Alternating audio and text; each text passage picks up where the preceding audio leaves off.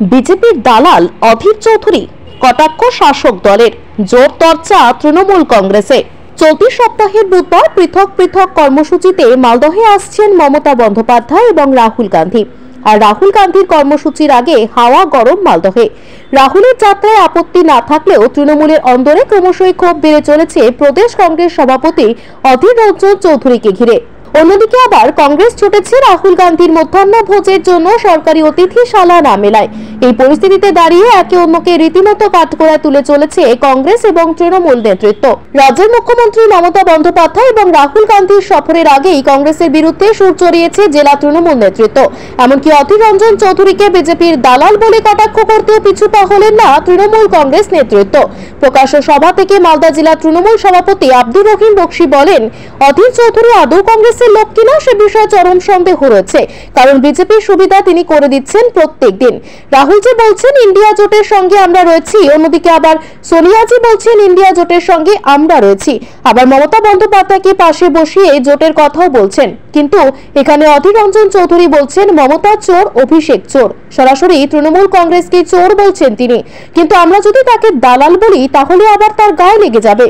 এখানে কিন্তু চুপ করে থাকলেন না আব্দুর রহিম বক্সী। তার আরো অভিযোগ, বিজেপিকে রুখতে গোটা দেশে বিরোধীরা যখন একত্রিত হচ্ছেন ঠিক তখনই অধীর বাবুর মতো লোকেরা বিজেপিকে সুবিধা করে দিতে গালাগাল দিচ্ছে তৃণমূলকে।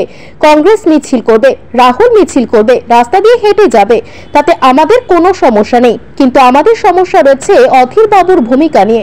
অন্যদিকে আবার তৃণমূলকে কটাক্ষ করতে পিছুপা হলো না কংগ্রেস নেতৃত্ব। কারণ অবশ্য একটাই, আর সেটা হলো রাহুল গান্ধীর ন্যায় যাত্রায় মধ্যাহ্ন ভোজনের জন্য অতিথিশালা চেয়ে চিঠি দেওয়া হলেও সেই অতিথিশালা ব্যবহারের আবেদন গৃহীত হয়নি।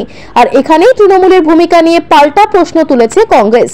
বিজেপি যখন আতঙ্কিত ভীত সন্ত্রস্ত, তারা মাঝখানে দাঁড়িয়ে কংগ্রেসের এক বন্ধু বাড়িতে আর বহরমপুরে, নাম বলতে আমি চাই না, তিনি কংগ্রেসের নেতা হিসেবে তাকে দাবি রাখেন। তিনি দালালি করে তৃণমূলের বিরুদ্ধে বড় বড় কথা বলে বিজেপির সুযোগ তৈরি করে দিচ্ছেন। তিনি বিজেপির এক নম্বর দালাল বলে আমরা মনে করি।